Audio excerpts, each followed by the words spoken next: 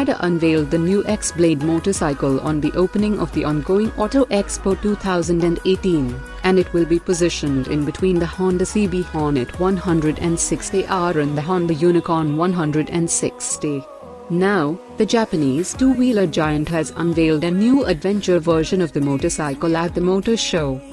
Powering the bike is the same motor with a 5-speed gearbox as seen on the X-Blade, which churns out 13.9 horsepower at 8,500 revolutions per minute and 13.9 Nm of torque at 6,000 revolutions per minute.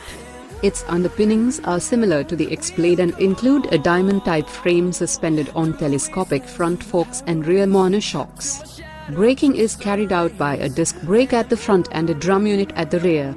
Honda will launch the new X-Blade in India by March 2018, and whether this adventure kit will be made available is something that we will find out at the launch.